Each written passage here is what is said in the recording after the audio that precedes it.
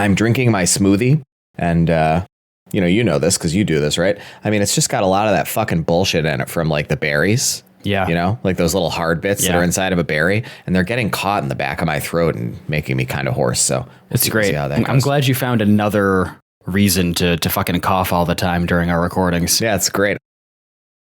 Hello, De Niro Nation, and welcome to Our Hero De Niro, the only podcast watching and recapping Robert De Niro's entire filmography in random order. I'm Mike, joined as ever by my co-host Mike. No relation. And today we are so excited to be discussing John Polson's 2005 psychological thriller, Hide and Seek, starring Robert De Niro. Mike, you ever hear of this film before we rolled it for the podcast?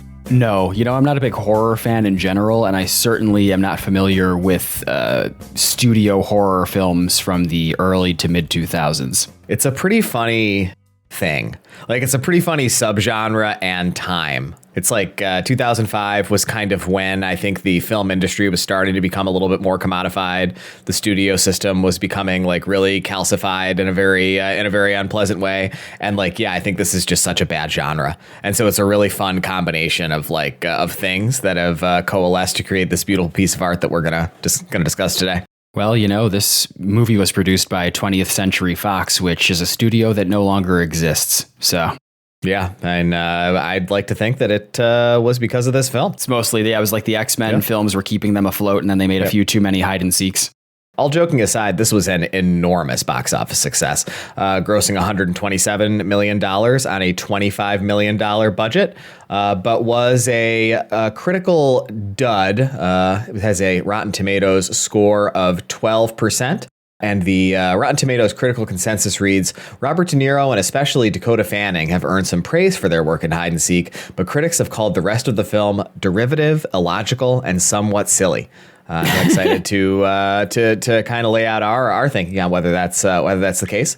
A couple of other things that I'd share about this film. Well, I guess really only one other thing I'd share about this film is that it was shot by Dariusz Wolski. We've watched some Dariusz Wolski films for the podcast. He shot The Fan. Oh, wow. And... oh, you know what? I guess he's only shot The Fan, but there are a couple of recommendations that we've made on the pod that were shot by him as well. He also shot Crimson Tide, which was something that you recommended, as well as The Martian, which I recommended a few months ago. Okay. So pretty good cinematographer on this film. Yep. And I will say that it had some shots that I enjoyed. And for me, that was the strongest thing about it. Did you enjoy some of the cinematography in this film? I found it non-offensive, which I guess is a compliment. I didn't really notice it, and I didn't feel inspired to look into the composer or director of photography for this film the way that I think I usually do. Well, it's my recap, so you couldn't be blamed for skipping it this week. Well, you want to get right into it? Oh, I'd love to. All right. Well, the film opens. It is January 1st in New York City, and we see a little girl, Dakota Fanning. And she is on one of those like spinning contraptions at a playground, and her mom's pushing her. And we see Robert De Niro like right away. Do you have the Robert De Niro face reveal time, Mike? I clocked him at 1 minute and 12 seconds. Yeah, that's crazy. I watched this on my computer on Hulu, and on PC, the Hulu web app will not show you how far into the movie you are. Oh, yep. It only shows you how much time is left in the movie, so I just relied on you to get that information because I had no way to see it, but I assumed it was about a minute. I hate using streaming services on a browser. They treat browser users like second-class citizens for some reason, even though they still have DRM. So I don't know what the point is there. Like, why can't I stream in high def? How come I have these weird limitations? But whatever. I don't know. I'm not really sure. It's interesting because I feel like it used to be that a lot of people watched streaming shows on a computer, either on a monitor or hooked up to their TV. But I guess with the ubiquity of like really cheap like set-top streaming boxes and shitty like onboard smart TV functionality, like that's probably become a relatively uncommon use case for this kind of thing now. So I don't know, kind of makes sense, I guess. It's annoying though. Yeah. And we followed the family home, and that night we see Mom wash down some pills with red wine. And I wrote, I love red wine. I don't generally take pills. I was going to say, do you love pills? While I'm drinking my red wine. And she goes and she talks to her daughter in the bedroom and tells her that she loves her more than anything. And we see her go into their bedroom, and De Niro's there. His character's name is David. He's looking through a telescope and asks her what's wrong. And she says some things are beyond therapy. So I guess he's a therapist. And she goes to take a bath. He wakes up. He sees the clock when he wakes up. It's 2:06 a.m. and she's not in bed with him. And she finds her dead with her wrists slit in the tub. Their daughter, Dakota Fanning, finds him there. Her character's name's Emily, by the way, and watches from the doorway as he has a horrified reaction to having found her body. Okay, I took some notes here. I took extensive notes for this film. I wrote a whopping 150 words. Huge. In preparation for this episode. So I wanted to just ask you a question. Now, I know that you're a man who enjoys taking a bath. So I wanted to ask, when we see this Robert De Niro's dead wife, she's in the tub, it's filled with blood, and there are plenty of lit candles on like the edge of the tub. You ever light a candle when you take a bath? Never have. Nope. Oh, yeah? Seems nice. Yeah. Why not? I'm surprised you love scented candles and you love baths. So why have you never combined the two? I just think that my bathroom is not a very good bathroom. And I don't know that I've ever had a very good bathroom in any house that I've lived in. And so it just doesn't really have the ambiance where I feel like I could enhance the bath experience by doing something like that. Like when I take a bath, and I haven't been taking baths lately, actually, but maybe 6 months ago, I was taking 2 baths a week. And when I do, it's just like I'm kind of in and out, 15 minutes, 20 minutes. I just kind of lay there until the water starts to get lukewarm. I get pruny. Do you get pruny? Yeah, everyone gets pruny. Well, I do very easily, I think. Like it happens very quickly to me. So when I start to get pruny, I get out. So I don't luxuriate. Like this was probably like an hour and a half long bath, if she hadn't slit her wrists. So I don't do that. I'm surprised. Why did you stop taking baths? I don't like baths at all. So that's why I find all this fascinating. I never take baths. I'm in the shower less than 10 minutes. In and out. Oh, yeah. Tactical. I don't know. I just haven't really been feeling like it lately. I'm not sure. Maybe I'll get back into it. I think it's an inferior experience. Go in the shower, get blasted with that fresh hot water, in and out. You can do both, man. Time is money. Yeah. I mean, you can do stuff in the bathtub. Your phone's waterproof. That's true. You can read your phone. You can read. You can crank it. Yeah. I mean, I wouldn't. But you can. It denatures the proteins in the semen in a weird way. You jack off in the tub. Like, that's gross. You're going to make a huge mess. I don't think you should do that. Yeah, you're going to have to clean that. I mean, not me, because I don't do it. Right into Our Hero De Niro and Our Hero De Niro at gmail.com and your let us know if you ever jack off in the bathtub. Coated in a thin layer of denatured semen. So Dakota Fanning, Emily, is admitted to a children's hospital, and we see that David blames himself for his wife's death. He tells a young doctor there who it is made kind of clear is a friend of his that they're going to move upstate to get a fresh start.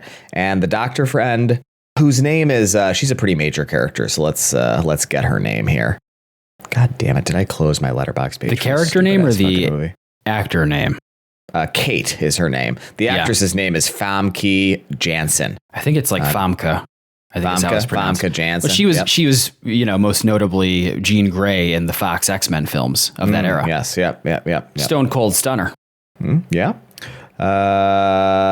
She advises him not to take Emily away because she's like a kind of family friend, like kind of aunt to her, I guess, and thinks that it's good for her to have that stability in her life. And as they leave, Kate gives Emily a music box, and then we see the opening credits, and there's a weird effect that happens where the words that are displayed on screen and the typewritten text are kind of accompanied by creepy handwriting written over them with the same words.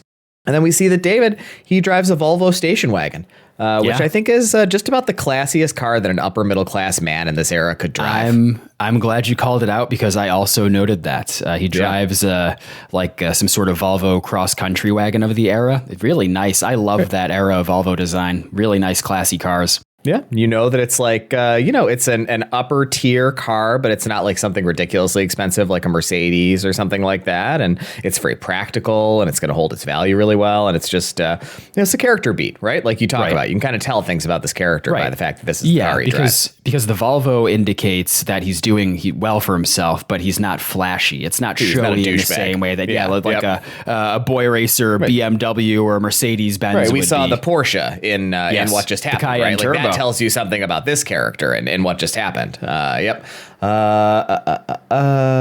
And they arrive at Woodland, New York, and we see on the sign it has a population of 2,206, so pretty small town. Mike and I grew up in a pretty small town, but the small town that we grew up in, which in my mind is an exceptionally small town, I think has almost 10,000 people in it. Yeah. So 2,000 people is like a super small town. You could know everybody. Like, it must be really small area-wise.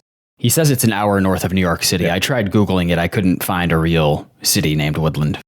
They're welcomed to their new house by a guy named Haskins, who it seems like is maybe a realtor or somebody who set David up at the house, and the sheriff, whose name's Hafferty. I write here that they seem a little fucking weird. What did you think of these characters when we first met them? Everyone in this town seems fucking weird. Yep. It's clearly, we'll get more into it as we go further into the plot recap. I didn't like that creative choice. I feel like it's a cheap misdirect. Yeah, it's the thing I actually hate most about the film, and I think it kind of ruins it, honestly. Yeah, like when I look back on it, knowing how it ends, it's like, come on, man, like this is some shitty fucking writing. Like this is Bush League shit. Yes. Oh, yeah. And there are like multiple instances of a male, like an adult male character meeting De Niro and Fanning, which hold that thought because I want to go back to that. But like they'll meet Fanning and they'll say like, oh, she's so pretty. But they say it in such a weird, leering, creepy fucking way. And it's like, well, if you're not the bad guy, the antagonist in this film, then you really need to work on your people skills. Because it's one thing to like if someone meets your daughter Nora and is like, oh my God, she's beautiful. Like I think that's a really nice sentiment. But if someone's like, oh, she's beautiful, then you're like, okay, well you can't come over anymore. Like you need to stay in your don't own come to my house. neck of Woodland, New York. Yeah. But I just want to point out here, in this film, I was a little distracted because Robert De Niro plays Dakota Fanning's father, and him and the character of his wife in this film before she, offs herself. They look pretty fucking old to be Dakota Fanning's parents. I suppose so. I wasn't really thinking about it, but I guess you're probably right. I think maybe they had her old. Yeah, I think it was really on the cusp of like, oh, should De Niro be playing father or grandfather? Because he's in his early 60s in this film. Right, and she's like 9. Yeah, she's like definitely under 10. So I just thought that was a little interesting. A good point. I didn't think about that. Yep. But you know what? We talk about costume design. We talk about the way that De Niro dresses in certain films and like certain looks that we aspire to emulate or that we kind of feel a connection to. And when I watched him in this movie, all I could think was he dresses exactly the same as you in this film. Like the yes, looks, he does. It's incredible. I'm wearing one of the outfits right now. You're wearing what?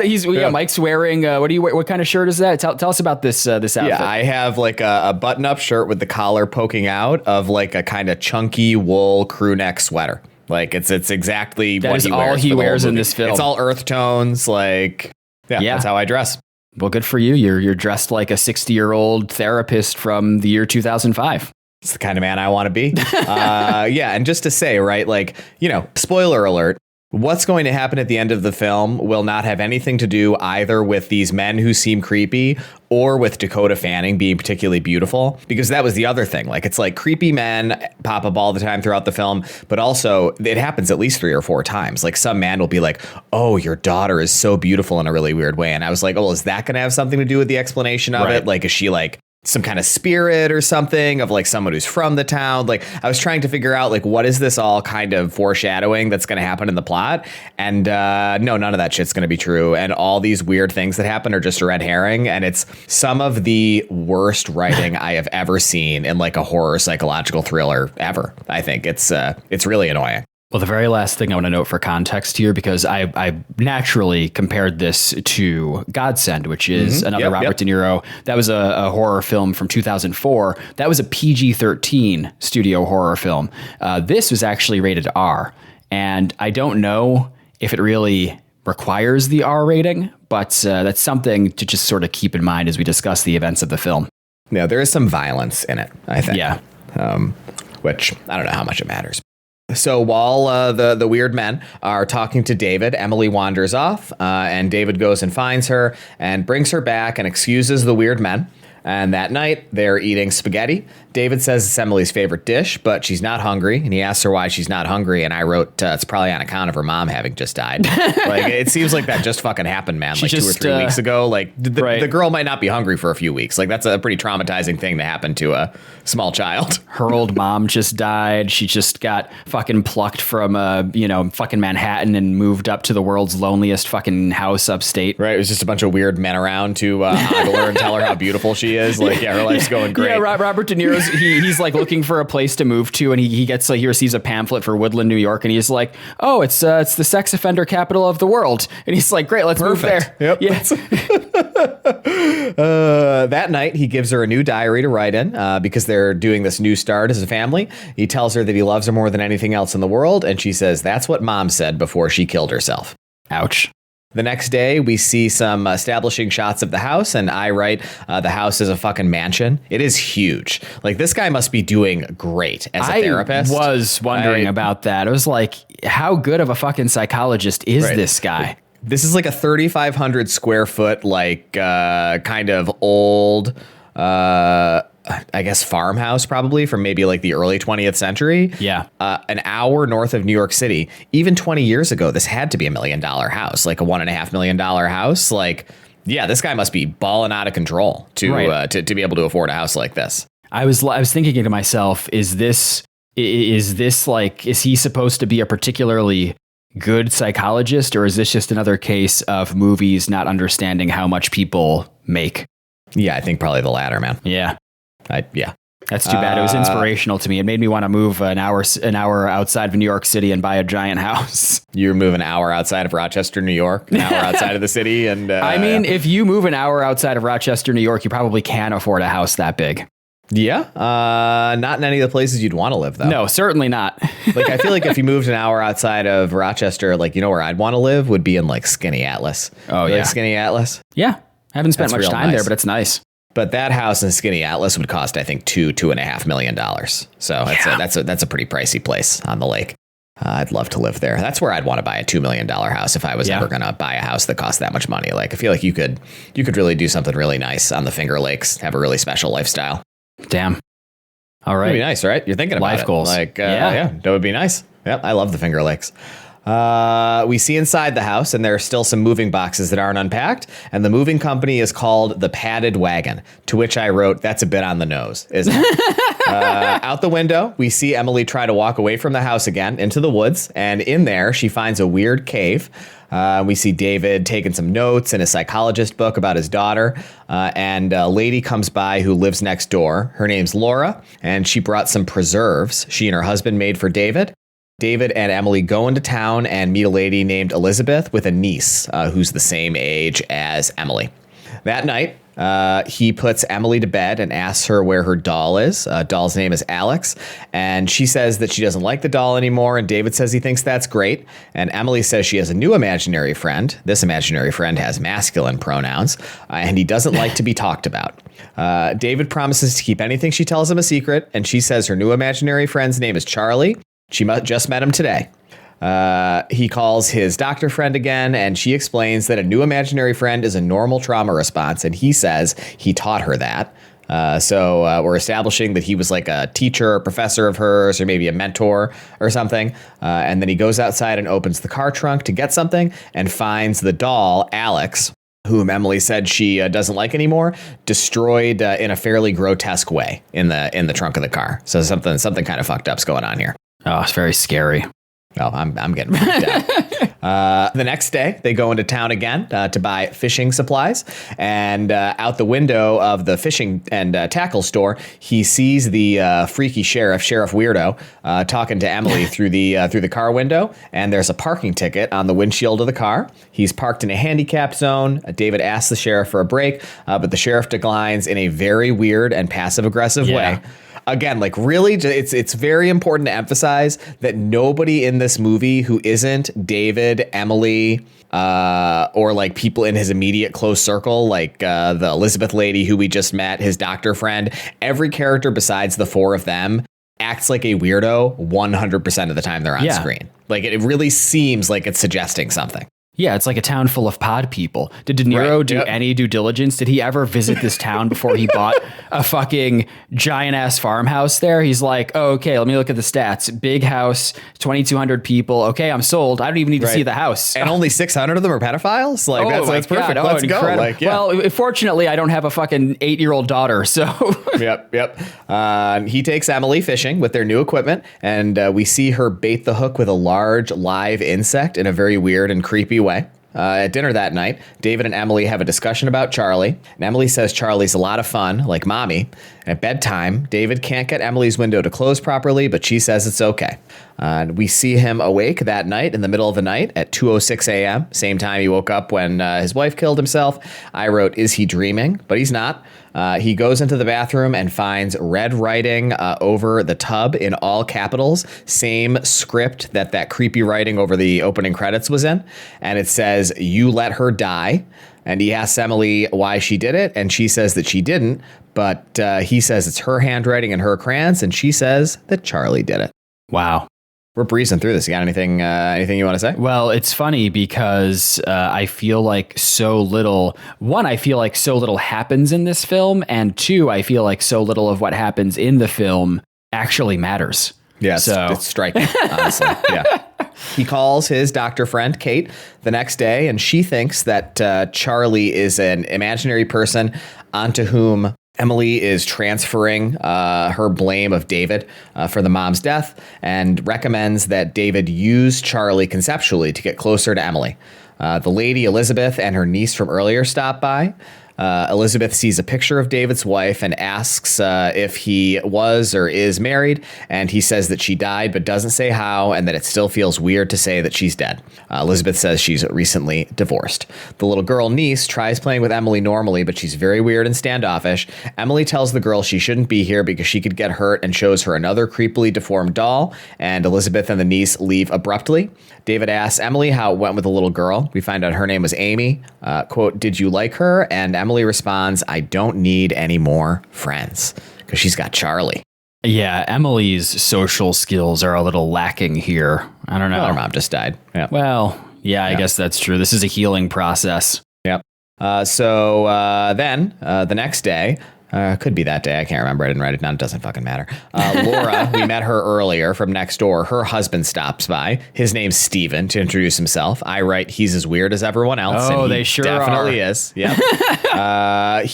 David summons Emily to come with him, and she's weirdly reluctant to leave, but has a weird dynamic with Steven. And Steven tells David, quote, you're very lucky to have such a beautiful daughter, which is an incredibly fucking weird thing to say to someone. That's the sort of shit I'm talking about. Right, like to your earlier comment, right? Like it's one thing to just remark on it. Like it's just probably gonna be weird to say it anyway. But like to tell someone they're really lucky to have such a beautiful daughter is a really weird thing to say. Like, why would that be lucky?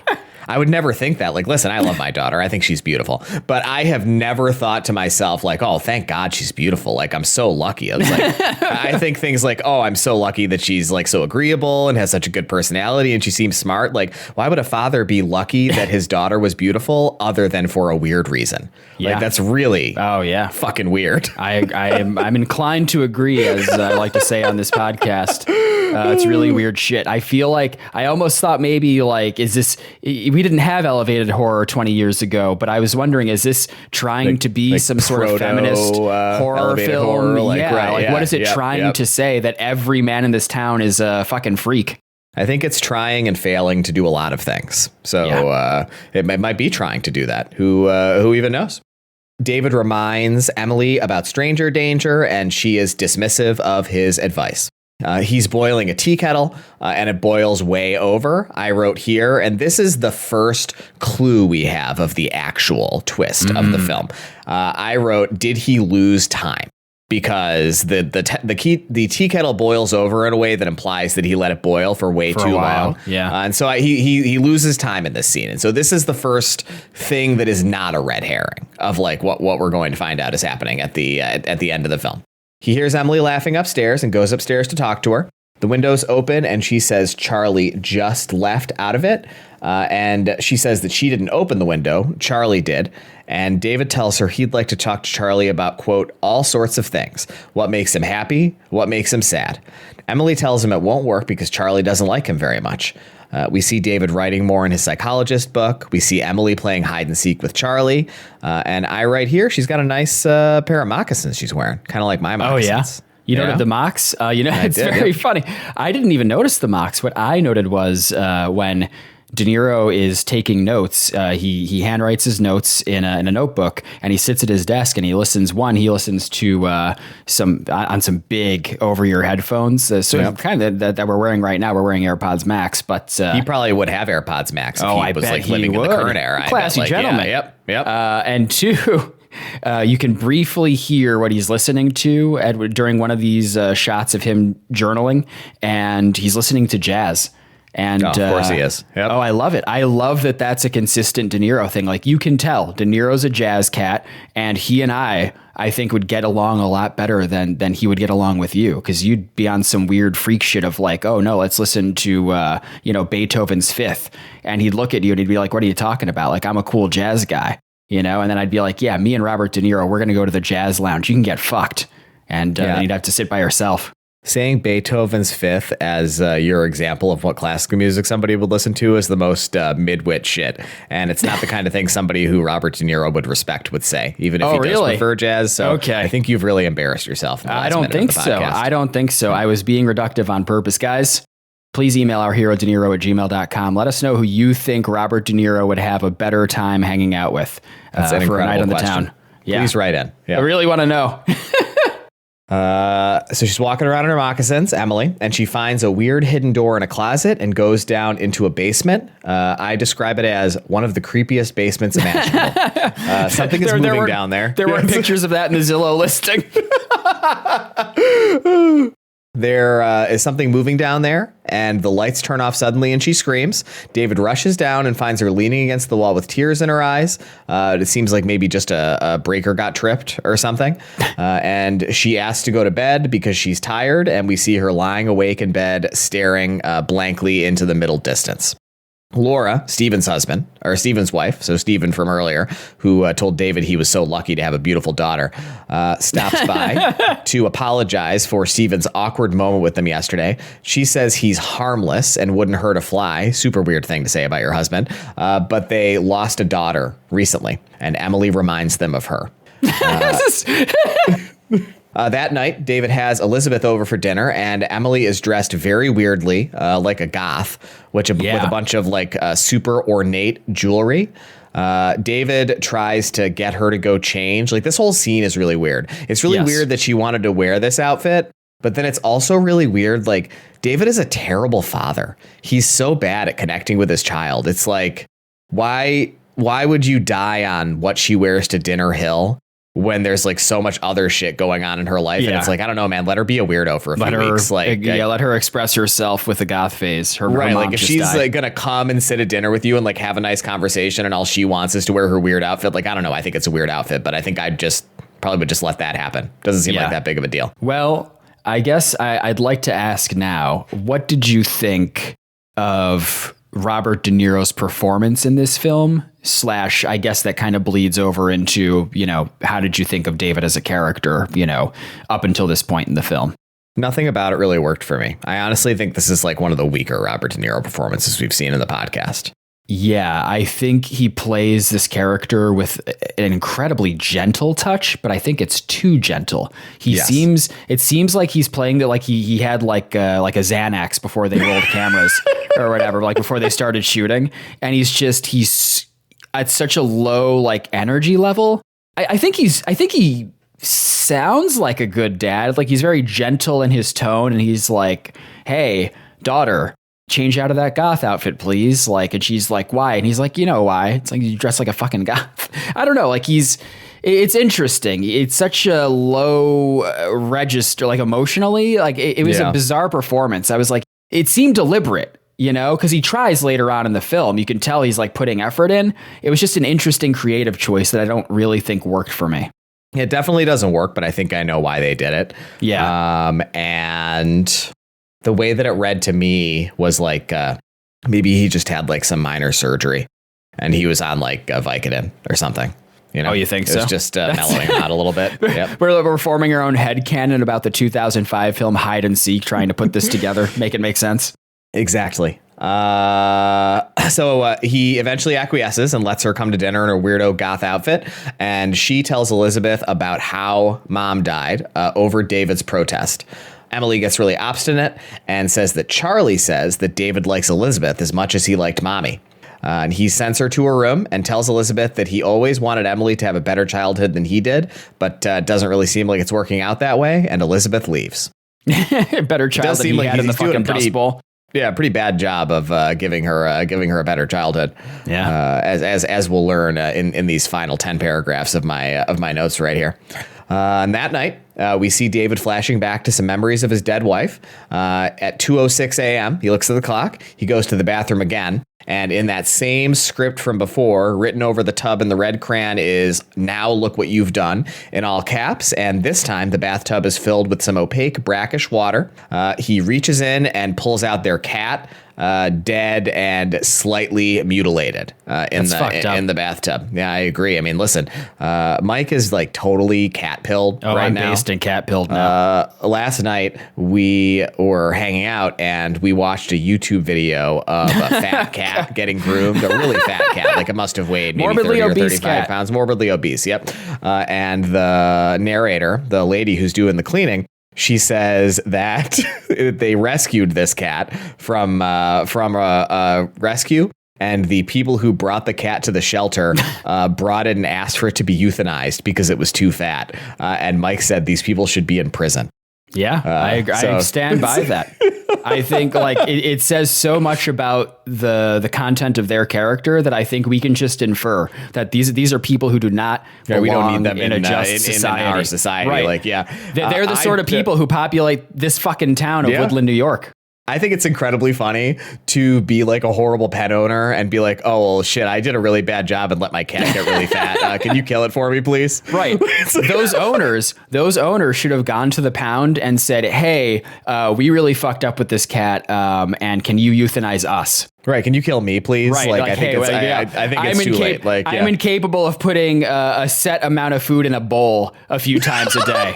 So I think you let a cat you need to get put fat? me down. Yeah. Like, it's not like a dog where to like hunt for food. It's like the cat's just going to eat what you put in It lives in your bowl. house.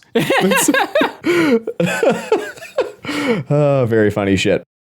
Emily comes into the bathroom and says that Charlie did it, the cat killing of it all. And he walks downstairs and hears a kind of jingling at the door and finds the Calloway weirdo freak outside. This is the realtor who found the house for him, leaving some keys. And Calloway tells him they're the keys for different rooms in the house. David says it's a weird time to drop them off because, as we know, it's 2:06 a.m. Right. It is a weird time to drop them off. It's an incredibly weird time to go to somebody's house. Like, it would be a weird time to go to one of your best friends or a member of your family's house, let alone a person with whom your entire relationship is like business-like. Yeah, right? I understand that it's probably like a liberal town because it's an hour outside of New York City. But like, I don't know, you roll up in someone's country house, like their farmhouse at 2 a.m, like walking up to their door, like all creepily, you might get shot. You're going to get shot. You're going to get blasted. And Calloway says that he knows it's a strange time, but he and his wife are leaving in the morning. So he thought he'd just slip them under the door. Hey, here's an idea. Why don't you drop them off in the morning?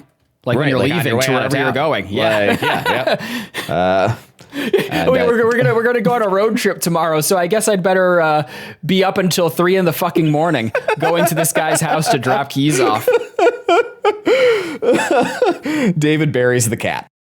The next morning, David and Emily have eulogy breakfast for Garfield. Well, he loved lasagna. He hated Mondays. The kill shelter wouldn't kill him. He was too fat. Hey, if I thought my 8-year-old daughter killed the family cat, she would definitely be grounded. Oh, yeah, definitely. I agree. The least you could do, really. Even if she is just so beautiful. So beautiful that every middle-aged man in town comments on it upon meeting her. So the next morning they have breakfast, and David asks Emily why Charlie would do such a horrible thing. Emily tells him that Charlie doesn't like Elizabeth because Elizabeth likes David, and Charlie doesn't like David and doesn't want David to be happy. She brings David to see Charlie. In her bedroom, she has a bunch of freaky creepypasta drawings. If you know what creepypasta is, it's like exactly like that visual style of art.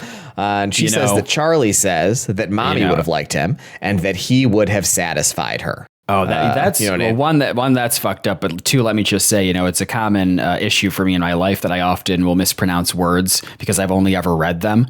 And for an incredibly long time, you actually corrected me on this. I thought it was actually pronounced creepy pasta because I thought it was like copy paste. But it's creepy. I have no memory of this. Is this true? Or you're making this up? I think it's true. That's why I just said it. I wasn't trying to incept false memory into your. No, I thought it might be like a joke that I didn't understand. No, it's like how I mispronounce shit all the time. It's sad. It's one of my many invisible disabilities. It's that and the color blindness. Yeah, I mean, it's only invisible if you're talking about the specific sense of vision. I think usually when they call something an invisible disability, they really mean it's like undetectable, but we can all detect your inability to pronounce words correctly. I mean, we can hear them when you speak. So it's really more of a visible disability. And I think that's, just really magnanimous of me. How? Just to kind of be willing to deal with it, be willing to help you. Oh, wow. Very helpful, man. At great personal cost. God gives his toughest battles to his strongest warriors. Emily insists Charlie is the one saying these things, that he could satisfy her dead mom. And David says that Charlie isn't real, and we see Emily just have a nutso screaming fit like a lunatic. The doctor lady, Kate, comes to visit. She asks Emily to talk to her about Charlie, and Charlie doesn't like Kate because he's worried she'll get in the way of their game, which is, quote, upsetting daddy. Kate says she'd like to bring Emily back to the city with her, and David tells her that he wants to give it 2 more weeks, and if things don't improve, he'll bring Emily back. In Emily's bedroom, David sees that all of her dolls are now missing. He reads her diary, and it's just a flipbook animation of her mom killing herself. Emily comes in, he denies reading the diary, and she asks him to close the door even though she'd previously liked it left open a crack for the light, and she says she doesn't need it anymore. In his bedroom, David uses his telescope to look into the neighbor's house. He sees Stephen and Laura having a fight, and Laura is gesticulating wildly at David's house. The next day, David brings some apple pie over to their house and is invited in. He looks at their family photos on the mantle. They still have all of their daughter's toys, and she says Stephen has been having a tough time these past couple of weeks, and that David has no idea how painful it can be, quote, how painful Stephen can make it. She tells David he has to go because Stephen will be home soon and that she's already said too much. And I write, brother, you need to get the fuck away from this place. It's not good for you. Spoiler alert, he actually doesn't. And there's nothing wrong with this town. And every single thing that has happened in the film so far, except for one thing, has been a red herring that will have absolutely no narrative resolution at all. It's a really incredible script. Yeah. Elizabeth comes by with flowers. She lets herself in and looks around the house for David and Emily. Emily tells Elizabeth that David isn't home, but she says she came to see Emily and brought her daisies of all colors since she wasn't sure what color she liked. I write, this Elizabeth lady seems really nice and cool. Elizabeth tells her she isn't trying to come between her and David, and Emily asks her to play a game that, quote, she's already playing, hide and seek with Charlie. Quote, he's hiding. She says he's hiding in the closet, and when Elizabeth opens the closet, something scares her. She backs away and falls out of the second-story window. That night, David awakens in the living room having fallen asleep. It's 2:06 a.m. He finds that his face has been torn out of all of the family photos on their mantle. He finds Emily drawing a picture in her room of Elizabeth having fallen out of the window and David finding her, horrified. He looks out the window, but Elizabeth isn't there. The sheriff rings the doorbell. He says they found Elizabeth's car crashed on the side of the road, but Elizabeth wasn't in it. He asks for a glass of water as a pretense to look around the house. The sheriff asks him to call Emily down to talk. David comes, and she comes reluctantly. He asks her if she's seen Elizabeth, and she says no, and he accepts this and leaves. I think it's so interesting that you write what you're going to say verbatim. I usually don't say what I'm what I wrote verbatim, actually, but today I am, because I think I wrote them really well. Oh, okay. The notes. Yeah, I did a really nice job. I am just reading it verbatim. How am I doing, do you think? From the book of Mike the Fab. Yeah. Fine. Sure. This is how I take my notes. Usually I'm a little more casual with the way I write them. Yeah. But they work as just a recap this time. Sure. I did stop taking notes about 10 minutes before the end of the movie because I was just fucking over it. So I'll be improv the last 10 minutes. Only visceral, only remotely interesting part of this fucking film. David goes upstairs and in the bathroom, quote, "Can you see me now?" written in that script in the red crayon above the tub. Oh my God. And Elizabeth is dead in the tub. Emily comes in, says it was Charlie, and David is very upset. And Emily doesn't want him to leave her, but he leaves the room, and she says, "You can't stop him, Daddy." She uses a bobby pin to lock her door from the inside, and it opens with a key in the keyhole that was given to them by the Hafferty weirdo from earlier. And she calls Kate and tells her that she doesn't want to play with Charlie anymore. Quote, "Daddy can't save me now." And I write here, embarrassingly late to have guessed the twist, that I think David is Charlie. So that is the twist. We're going to find that out in about a sentence of my recap. Did you predict it earlier than this, Mike? Like, did you have any sense during the movie that this is what it was going to be about?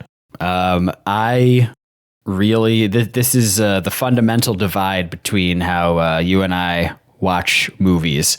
I went into this with low expectations, and I was so bored by most of what happened that I just didn't. I didn't think ahead.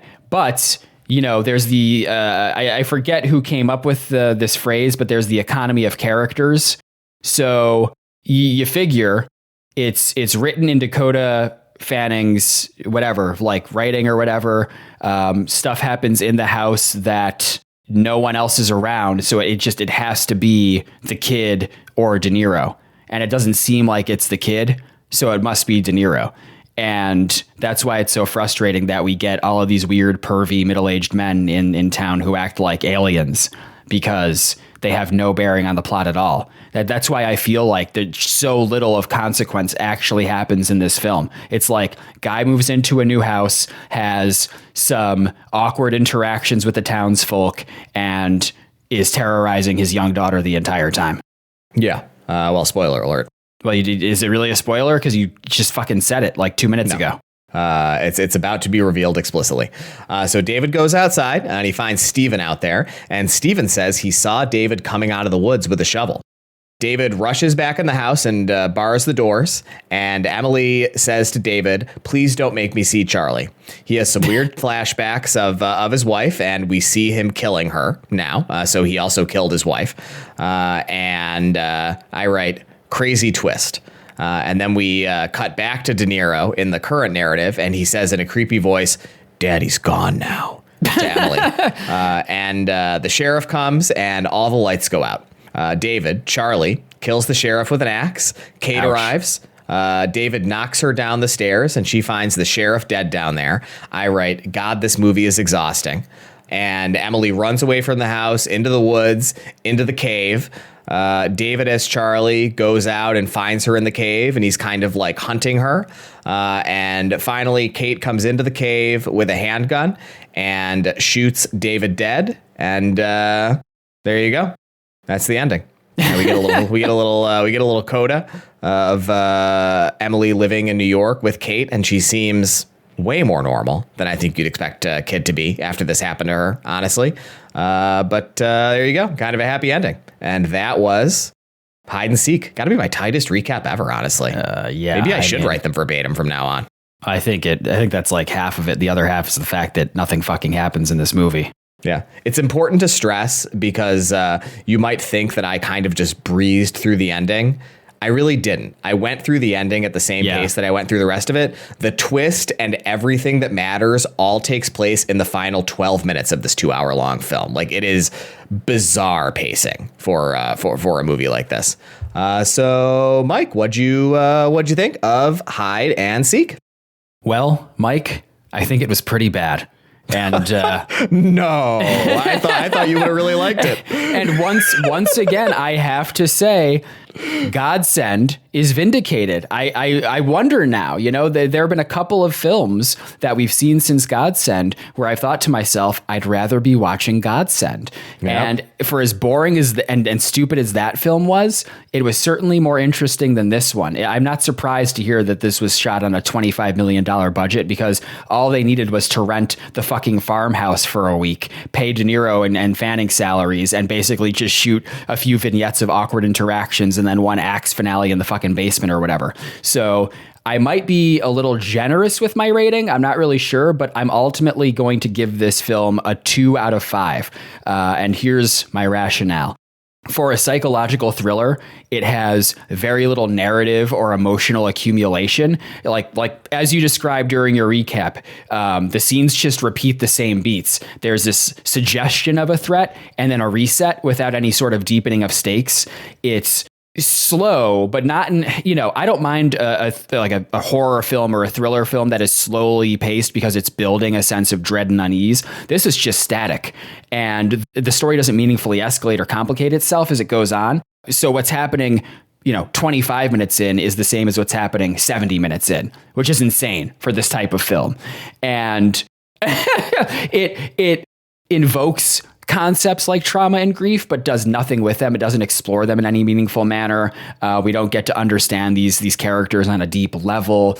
And I really didn't like the twist. I thought it was very poorly forecasted. It felt super cheap to me. And all of a sudden it becomes this stupid slasher horror film. But I only appreciated the ending, the climax of the film, because it's the first time in the film that De Niro seems fully awake. So the performances were functional. De Niro was a little languid, but I thought Dakota Fanning was quite good in her role. She's great. Yeah, like the direction and the atmosphere, they were serviceable, but it felt like a very risk-averse studio film that was never particularly scary or tense. So, it wasn't incoherent or anything. There were a few effective isolated moments, but it's barely above the bare minimum. And so I'm landing on a 2 out of 5. Quite forgettable. I will never rewatch this film. What about you, Mike? What did you think of Hide and Seek? Yeah, I mean, I also thought it was horrible.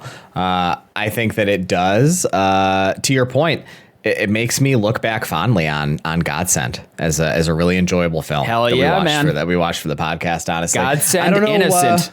I don't know what really to add other than what you said. You said it really well. I will say that what you mentioned about De Niro finally seeming awake when he embodies the Charlie character is why I think he's so sleepy for the rest of the film. Yes, the contrast is to cut a clear contrast when he comes out as Charlie, but it's awful. Everything about this movie is a misdirection. It's horribly paced. It has one of the worst scripts I've ever seen. Like nothing that ever happens matters. Like you look back on the entire film and you're like, oh, I could have just read a paragraph summary of the first hour and 50 minutes and then watched the last 15 minutes and would have been the exact same experience. There is no value to the first 90% of the film, and it's just awful. It's a terrible movie. I do think that you were a little generous with your 2 stars, so I'm going to go with I'm going to go with 1.5. I think this is a really horrible movie, and God willing, it will be one of the worst that we watch for the podcast. I think it has to do. I feel a sense of nostalgia for early for 2000s era films that probably elevated the rating just a little bit. But yeah, there's really nothing here to hold on to. Kind of in that general framework of discussion, do you have anything that you would recommend instead of? The fuck was this movie called? Hide and Seek. Hide and Seek instead of Hide and Seek. Recap. Also, like. What does the title even fucking have to do with anything? I didn't even think about it. That's why I don't remember the title. They brought it up like once in the movie. It's mentioned once. Like she's playing hide and seek with Charlie. Like what the fuck? Right. It's my God. What a nightmare. It's not really a thing they're doing. Horrible movie. It's mentioned in one scene. Yeah. Really, really weird. Do you have anything that you would recommend instead of Hide and Seek? Yes, I'm really excited about this recommendation, and I do wonder if it's going to be yours. I thought about this more than I should have, given the weightlessness of this film and how little I cared about it. But I really settled on one that I think is fantastic. I'm recommending the 1997 Japanese psychological horror film Cure, which is incredible film. my favorite movie that I watched for the first time in 2023. And it took me a while to settle on this. It is, and I think there's a good case to be made for it as not companion piece, because hide and seek sucked, but a movie to watch instead of, if you're looking for maybe a similar mood, or maybe the sort of mood that this film, hide and seek, wishes that it could wanted to evoke. Exactly. Yep. So Cure, it's a very quiet, patient, unsettling sort of psychological thriller film. Kind of reminded me of Seven in a way, but it's a pretty tight 2 hours. It's more about mood than, jump scares, which I really, as I've said many times on the podcast, I don't like jump scares. I don't think they're actually scary. They're just loud and startling, and I think that's fucking stupid. So this is a 1997 film directed by Kiyoshi Kurosawa. It's often discussed alongside late 90s Japanese horror films, but it's doing something very different because it's not interested in ghosts or spectacle. It's more interested in disorientation and moral drift. So, without getting too into the plot, it just has to do with a series of murders with no clear motive. And the killers, after committing these murders, don't understand why they did what they did. But each crime looks very similar, suggesting that there's something larger at play. So the mystery is not the focal point of the film. It's more about watching the protagonist's professional, psychological, and personal certainty slowly break down over the course of the film. And it's really neat. It has flat performances, long takes, great use of silence, and the horror comes from how long the film is willing to sit with discomfort. It's a very uneasy film. I've only seen it once, but I really loved it. Definite 5-star film for me. So I think if you are someone who likes psychological thrillers, but you feel exhausted by over-explanation, and you're interested in the sort of films that linger after they're over, and then you're open to ambiguity and slow burn dread, then I highly recommend the 1997 film Cure. Can't recommend it highly enough. If any of our listeners satisfy all 14 of the conditions that you set out for which this film is a good recommendation, they're listening to a podcast episode about hide and seek, which I think wanted to do a lot of similar things tonally. It did. Yep. Until the slasher ending. Yeah. That felt totally unearned. I went a totally different direction with my recommendation, but Cure is an incredible film. It's also a 5-star for me. Cannot possibly recommend it more enthusiastically. So my recommendation is not nearly as good as that one, but really good job. I kind of wish that I could lie and say that was my recommendation, but I will not do that. I decided to go with 2005 as my vehicle for recommendations, and so I looked for films from 2005 that I liked more than this, and I wanted to go with something that I think is a little more of a hot take on my part, and something that I doubt many folks remember because it's not really something that stayed in the popular consciousness very much over the past 20 years. I would like to recommend the 2005 Gore Verbinski film, The Weatherman, starring Nicolas Cage. Wow. You ever seen this movie, Mike? No, I've never seen it. Oh, I like it. Yeah, it's a really nice little film. It's not perfect. It's flawed. It's a flawed good film. It's a 4-star for me. It's about Nicolas Cage. He plays this weatherman whose name I honestly can't remember. I think it's David. He plays this weatherman named David, who's not a real meteorologist. He's just a TV weatherman. He's gotten into forecasting the weather from being essentially an on-air personality in a local news network, and he's really good at his job. But because he's not a scientist, we know as viewers that his job has no value. All he's doing is explaining the forecast done by the actual meteorologists, and he's got a dad, a big man father, who, as Philip A.K. Lips would like to talk about, under whose shadow he toils and who makes him feel really less than. And it's just about him coming to terms with the meaninglessness of his professional life and the slow degradation of his personal life due to lack of attention. It's just a very sad, reflective, but slightly goofy black comedy, and it's a film that I like a lot, and I would recommend you check it out if you haven't seen it. Yeah, I haven't seen it. I forgot that it existed, and it is added to the watch list. There you go. And listen, I love Cure, so I don't have to add it to the watch list. That's an amazing film. Well, would you like to roll? Yeah, it's time for us. You can tee up the segment. You can explain what we're going to do next. It's time to roll for next week's Robert De Niro film, As Hey guys, it's time to roll for next week's Robert De Niro. You never film. know when it's going to be someone's first That's episode. true. That's true. I'm hoping that we roll The Weatherman, starring Nicolas Cage. Seems unlikely for next week. Yeah. This is not a Nicolas Cage podcast. This is a Robert De Niro podcast. Ergo, I would like to roll number 49, the 2012 film Silver Linings Playbook. And I think this is our time. This is our week. Yep. Yes. So I'm going to get my dice ready, and I'm going to roll now. No, not even close. I rolled. Oh, fuck. Oh, shit. Oh, my God. I rolled Heat. I rolled number 29. Shit. The 1995 Michael Mann masterpiece, Heat. Wow. That's pretty exciting.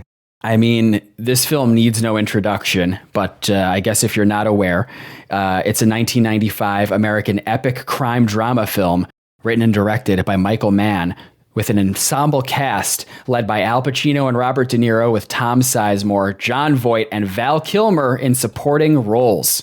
Oh my God. I mean, this is on the top of the mountain. This is one of my top 5 films of all time. And I hate that after Ronin, now I have to lead the recap for another one of my all-time favorites and try not to butcher it. So I guess I'll be watching Heat multiple times and really trying to piece it all together. It's a long-ass movie. I'm really excited. I might watch it tonight. Oh, yeah. I mean, it's possible. I mean, I might. Why not? We have time. Yeah. You can watch it more than once. Yeah. Well, that is incredibly exciting. I love Heat. It certainly is. Coming into this podcast was one of my favorite Robert De Niro performances, and one that I am really looking forward to watching for the first time since we started doing this podcast. I feel like I have such a deeper, more nuanced appreciation for De Niro's work, having seen now more than half of his filmography, and really excited to get into it and just have a really deep discussion about one of the greatest thrillers ever made. Total masterpiece. God, yeah. I do wonder if we'll maybe want to be more skeletal with the recap and have more time to discuss everything. I don't know. It's going to be a toughie. Yeah. Yep. We shall see. Yeah, let me just say, if you're watching along, or not, as it were, if ever you were going to watch a film before next week's episode, I would strongly recommend you watch Heat. We will not be able to convey in the recap anything about it. Its qualities are totally ineffable. It has to be seen to be believed. Yeah, it's a masterpiece. So good. You're really only hurting yourself if you don't watch this film. Yep. Oh, that's going to be great. And I guess with that, I will just read us out. Mike, I'd like to thank you, my wonderful co-host, for being here with me and listening to my tight recap of whatever the hell that movie was called, Hide and Seek. And I would like to thank all of you, citizens of De Niro Nation, for joining us week in and week out on this journey. I would like to thank my beautiful wife of the pod, friend of the pod, Caroline, a.k.a. Badcree, for our podcast's wonderful art. And I would like to invite you to check out our stuff at allmylinks.com/ourherodeniro. Is that the right link? Yes. But you always make like a blank face whenever I say it. What face am I supposed to make? I don't know, like a smile. Am I supposed to nod? Am I supposed to nod approvingly? Thumbs up. Yep. Congratulations. They're linked on the page I just shared, but we really would encourage you to follow us on Letterboxd. Mike is Mike Back At You, and I am Mike the Fab. And please rate us on your podcast platform of choice, 5 stars only. We really need this. We're kind of at the beginning of a new year here to a certain extent, and I really want to remain a 5-star podcast in the year 2026. Yeah, I guess that's it, right? Yeah. So thanks for being here with us today, everybody, and we will be so excited to join you again next week for Heat. Bye, everyone.